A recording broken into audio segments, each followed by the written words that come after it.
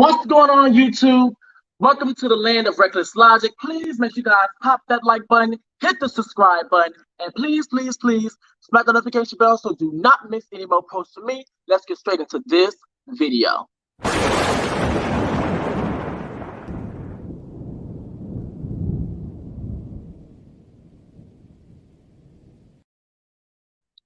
Alrighty, guys, I have a commentary video for you guys today. I would say this is roughly like my second, third time using StreamYard for real. So I will be doing a lot of pausing, a lot of slowing down, and really try to do my best to basically make sure I articulate myself correctly. So basically, this is a commentary video for you guys. Today, I will be talking about the Conscious Lee and King Kuza TikTok video and the response and dialogue that they ended up having. All right, so let's get straight into it. So basically what ended up happening is that King Kuza, he ended up making a TikTok video, basically in a nutshell, basically saying that we have to stop the breeding of feminine men. Now, in response to that, Conscious Lee, and for those who do not know who Conscious Lee is, he is an educator. He is an ally of the LGBT, a heterosexual, cisgendered Black man or melanated man, for those who do not like to be called Black. And basically, he made a response to King Kuza, and hopefully I'm not butchering his name, King Kuza's video, basically saying the reason why he felt the way he did and the reason why, quote unquote, he disagrees, or he's trying to refute the reason why you should not feel X, Y, and Z. So what basically ended up happening is that King Kuza ended up responding through like a little, I would say a comment or whatever. And then on top of that, they ended up having a conversation. So I'm going to be talking about the conversation and a little bit about the actual initial video that King Kuza ended up having. Now, I'm going to talk about the things that I actually like. Now, the things I actually like is that it says, no, it wasn't no screaming match. It was very calm. Now, it wasn't no screaming match. They were able to have a proper dialogue. They were able to have a conversation. They were able to articulate themselves fully, despite them having difference of opinions, despite them having strong beliefs, and basically being on the polarity of their ideas and ideologies. It was very calm. It was very soothing. It was also very educational, because even though they had difference of opinions, differences when it came down to their beliefs, they were able to provide examples for reasons why they felt or believed the way that they did. Even though some of those reasons were refuted, or even though some of those reasons were proven to be, quote unquote, have room for error, it made it easy for one side or the other side to be able to directly use their examples to be able to make corrections to why, quote unquote, should or should not feel this way, or let me show you where there's error within your thought process or your beliefs or ideas. Let me get some water. I'm over here parched. Last time I did this video,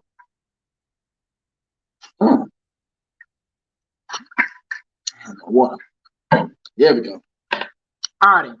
Another thing is, I do believe, even though King Kuza seems to have his particular beliefs or his particular ideologies, I do believe there's potential for growth. Now, what do I mean by potential for growth? I do feel like even though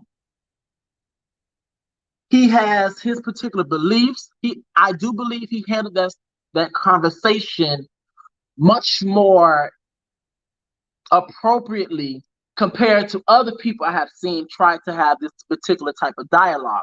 I don't know if, now, by the way, I have not dug deep into King Kuza's content or videos on TikTok or any other social media platforms that he may have, but however, for what I've seen from the video, I do believe he handled it better than I've seen others try to have this conversation, which made it much more productive.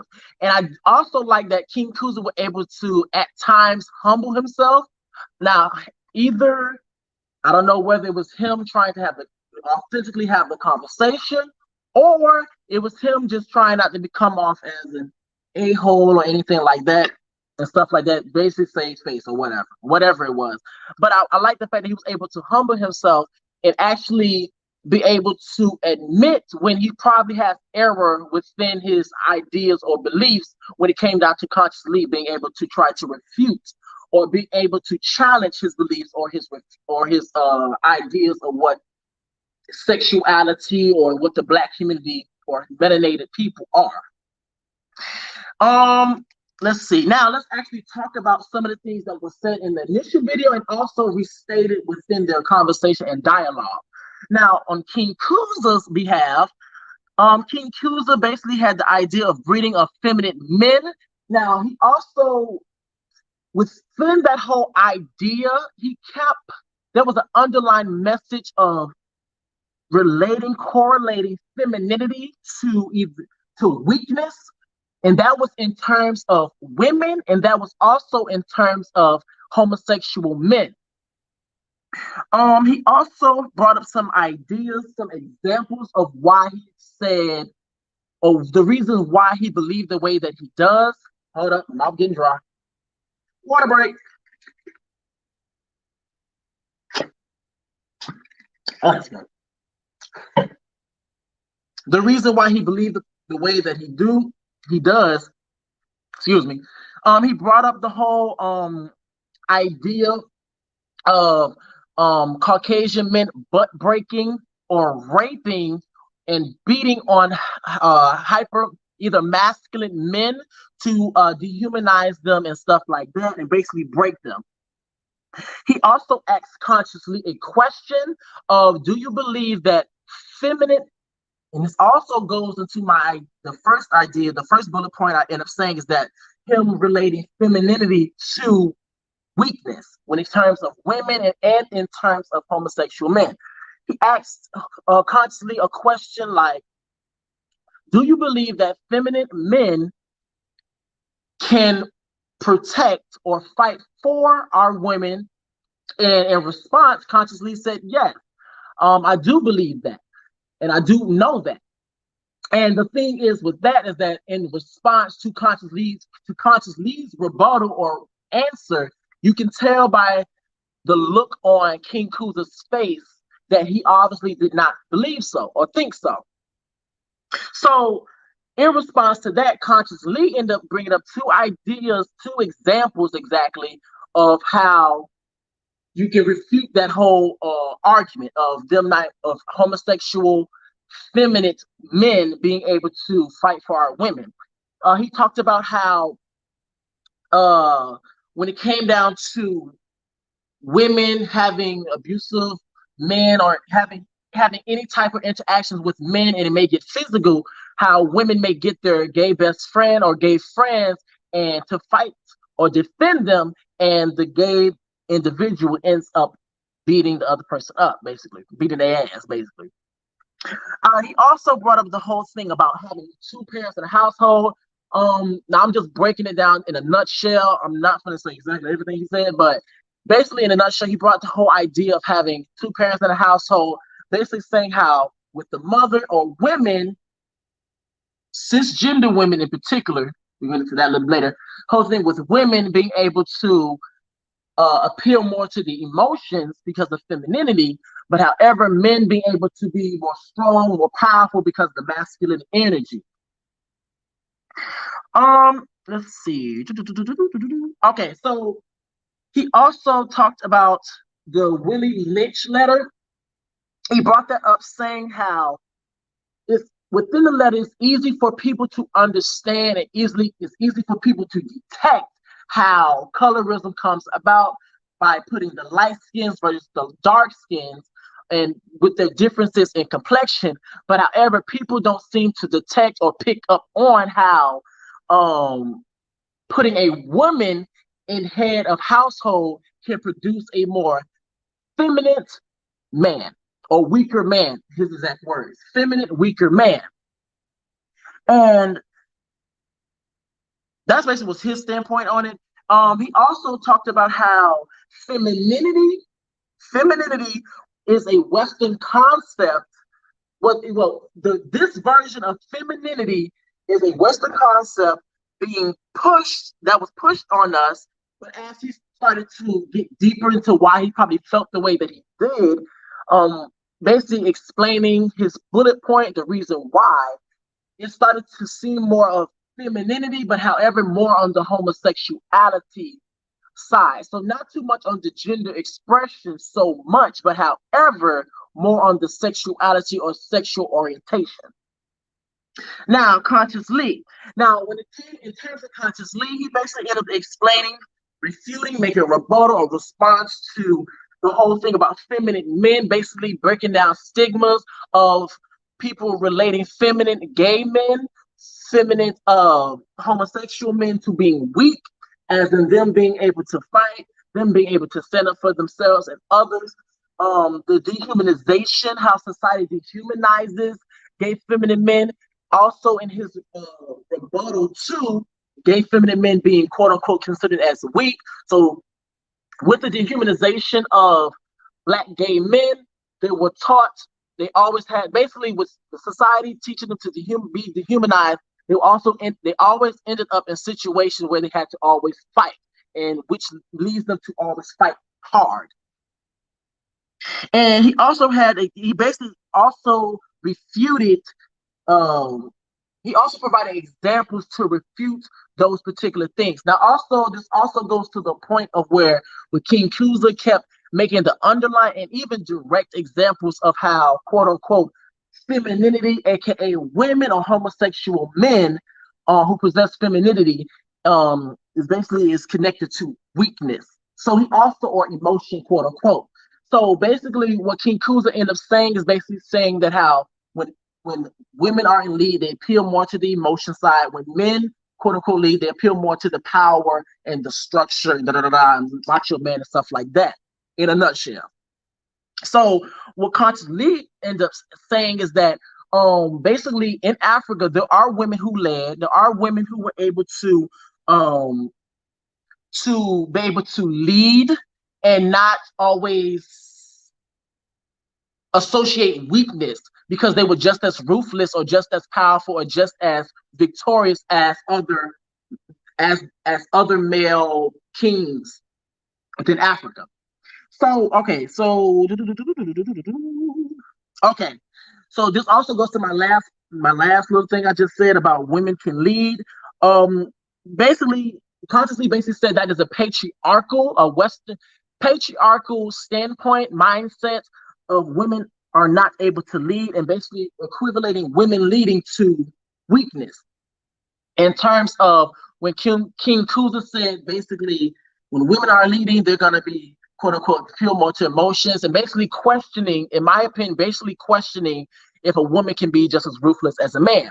And so in response to that, consciously brought up how Mike Brown, I believe it was Mike Brown, do not quote me on the exact example, but he did bring up a Black Lives Matter example, also with African examples of how Mike Brown's mother, I believe, was more ruthless when it came down to the press, when they asked her questions and stuff like that. And she was saying stuff like, I believe his words were, until white women experience what I experience, you'll never understand. I believe that's what was said, but don't quote me on it. But basically he was using that to prove the point of, she wasn't on the emotional side. She was more on the ruthless side, basically. All right, he also talked about, consciously also talked about how not homosexuality isn't a Western concept. Homophobia is actually a Western concept that was pushed onto melanated people. He talked about how, he also talked about how multiplicity of melanated people is that if we wanted to be, excuse me, water break, mouth getting dry.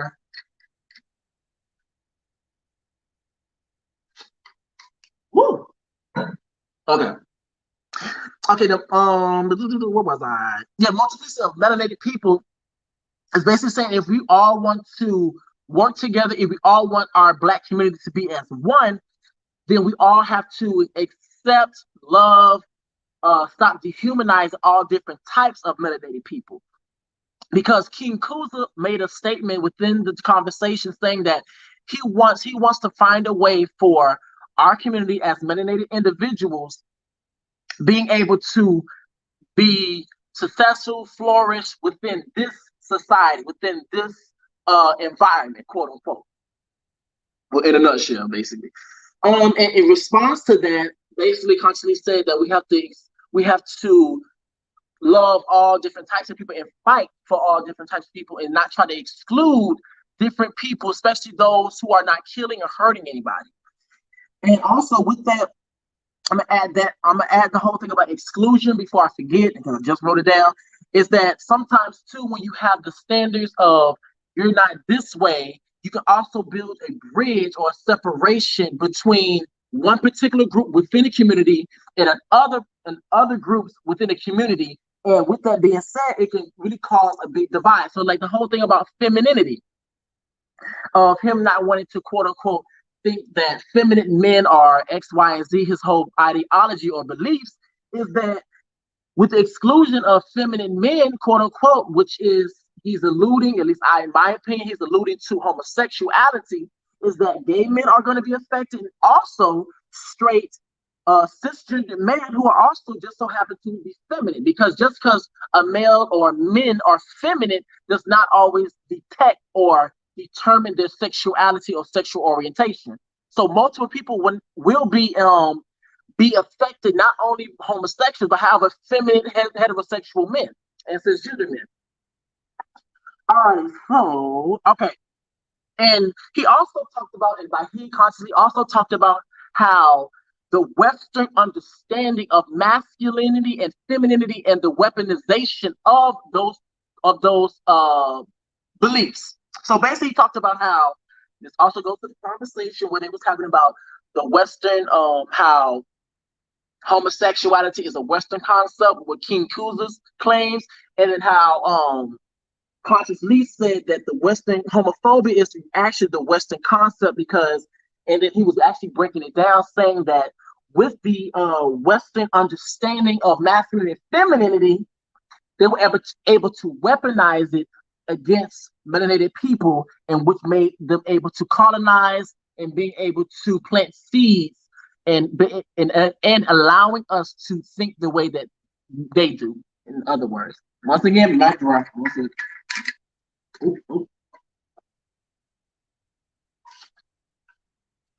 Water break. All right, what was I?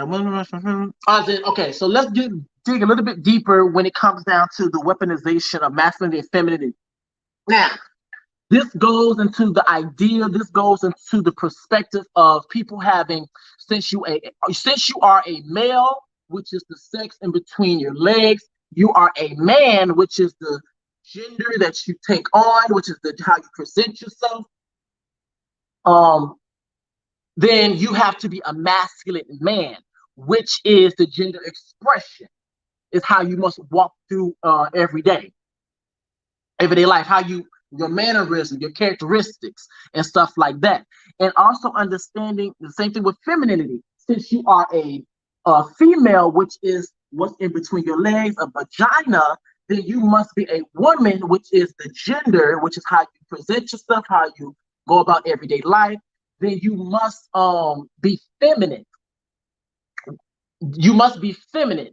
And the thing is with that is that with those type of ideologies, with those type of perspectives, people think just because you are a man, male, and you're masculine, you must like the opposite sex.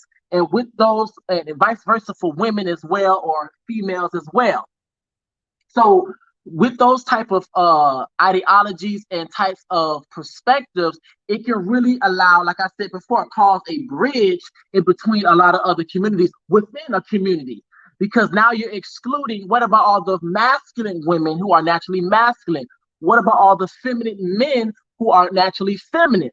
What about the people that are androgynous, who are masculine and feminine at the same time? So that's the reason why those type of ideas are a little bit on the toxic side, because it causes a lot of exclusion and division within a complete community within a community, within a community, especially a community that's already smaller.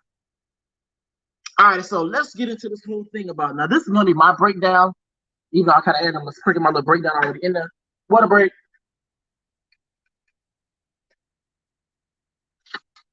Woo. All right, so let's talk about the whole thing, this whole approach when it came down to homophobia. Now, it was a lot of fear mongering when it came down to King Kuza. I'm going to explain why for those who don't seem to understand or really get it. I feel like a lot of people have this idea of homophobia, which is fear, and that's correct. But however, it's two different approaches. People have the one approach or one perspective of fear being the aggressive in your face type of homophobia, as I'm going to hurt you, I'm going to kill you, I'm going to call you a fag, and I'm going to do X, Y, and Z. But however, people don't understand or look at the other side to homophobia, which is the indirect perspective or approach when it comes down to homophobia or fear. Yes, you may not be directly afraid of gay people, because keep in mind too, within his video, he just kept making the whole notion of femininity as he continued to talk, and that homosexuality equals weakness, and women are also put in that. So we understand that you're not physically afraid of homosexuality or homosexual men or X, Y, and Z. But the thing is that it's the indirect approach to it. As in, let's say for instance, people like to talk about a gay agenda. So gay agenda, people use that as, I feel like, is a trigger word. It's able to get people all hyped, and I feel like it's also a dog whistle for people who have similar views that may oppose or be anti-LGBT, quote unquote homophobic, but you know, I digress. It makes them be able to become alert and get people riled up.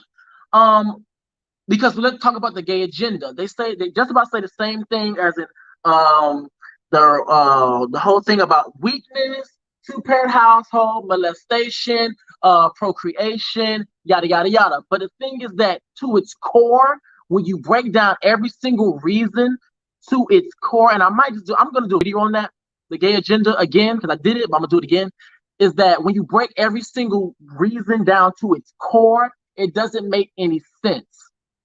It doesn't make any sense, which makes this illogical, which makes it unreasonable. So if you have a gay agenda that consists of key points that are illogical, unreasonable, then guess what? You're creating unnecessary fear, because you're feeding an audience of potential, quote unquote, potential fears, which don't make any sense to them, which gets them worried for no reason. And it creates that fear. So that's the indirect way of homophobia. And that's the reason why people were calling and claiming that Little Mama was homophobic when she had her little issue on live with the individual, the guy that she was talking to on live. Now, let's talk about this whole thing about rape. King Kuza was basically saying that they were raped because they were gay and they wanted to turn them gay, da da da da da. Basically, in a nutshell, I'm not gonna say the exact words, but I think the raping and stuff had more to do with power.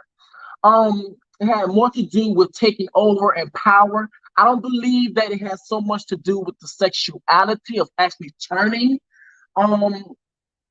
melanated people gay, only because of the simple fact of too is that they also, the reason why they had these ideas of you must be a man, you must have a penis, and you must quote unquote like the other sex, because they also wanted melanated people to have children so they can be able to produce more slaves. Even though, I'm gonna say this, even though slaves were killed and babies were taken away and murdered, but however, they still wanted to produce more slaves so they could actually continue to pick the cotton and crops and basically do whatever they needed them to do and sell them sometimes. Well, a lot of times.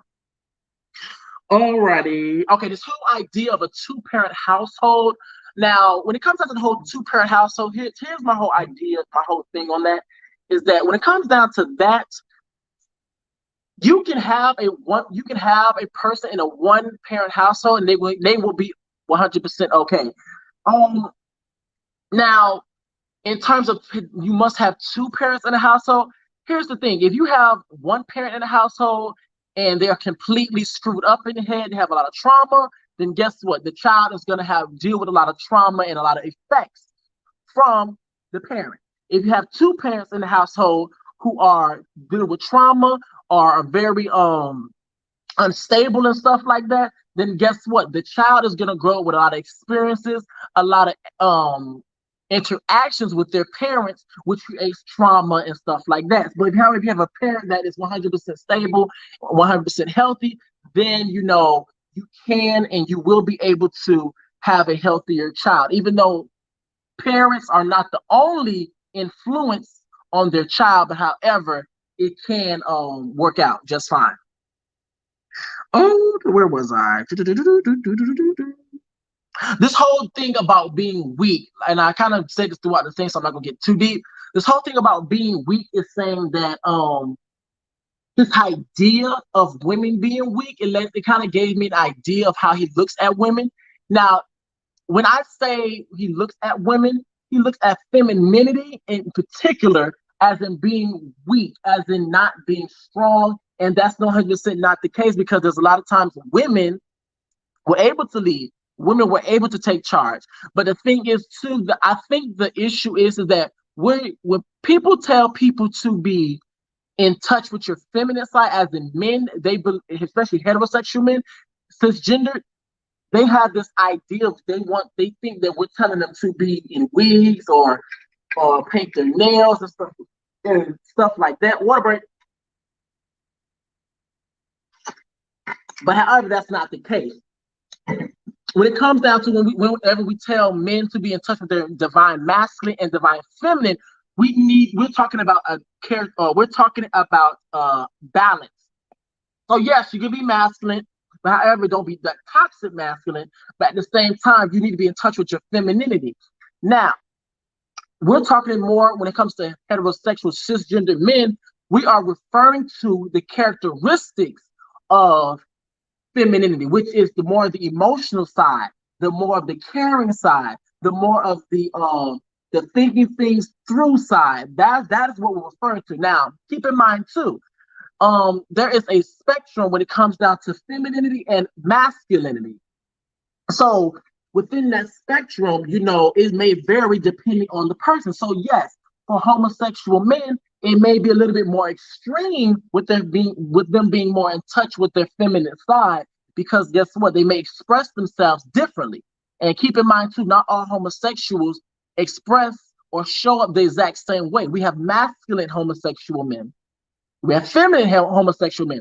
We have androgynous homosexual men. So and cisgender set of straight people, heterosexuals. All right, so and yeah, this whole thing about women leading, I think that's very much of a patriarchal standpoint. I agree with Conscious Lee when it comes down to women leading. Women have led, and the idea of women not leading, I just feel like that's kind of uncivil. I feel like that's really just kind of illogical, because just because she's a woman does not mean she's not capable of leading. Because if you actually want to go by quote unquote history and quote unquote receipts, since men have led, I would say most of history, all of history, then they should be quote unquote, we should be at fault for the reason why the world is the way that it is when it comes to deficiencies in society, if you want to be honest. Now the whole thing about the multiplicity of melanated people, yeah, the multiplicity of melanated people is that yes, we have to stop dehumanizing people who are quote unquote not the standard or not the status quo, or who doesn't fit within the status quo. Because like I said before, and I keep saying it again, I'm gonna say it again, it creates a division within a community and outside a community, and then we wonder why we can't come together as one to be able to create harmony, create peace, and being able to be on one accord when it comes to protesting, when it comes to making laws, when it comes to standing up together.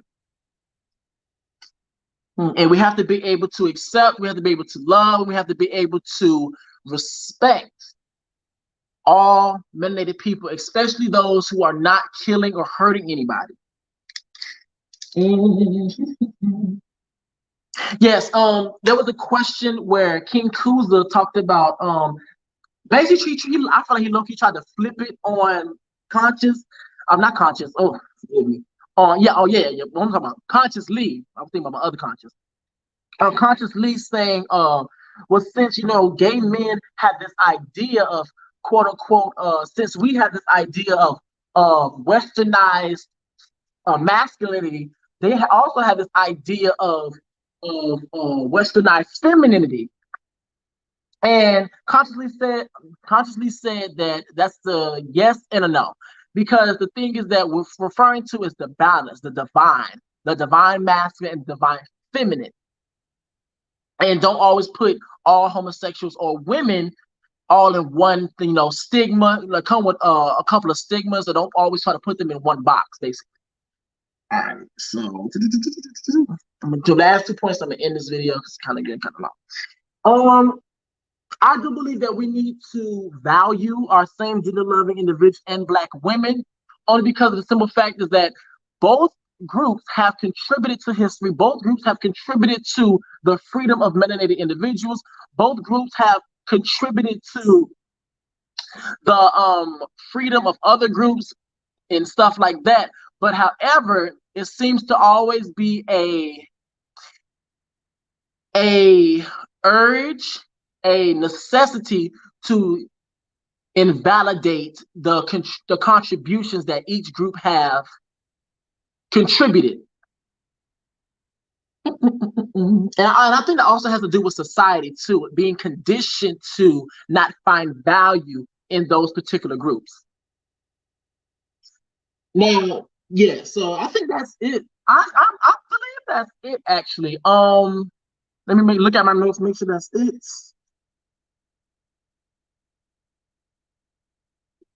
Yeah, the last point just talks about what I said earlier about women.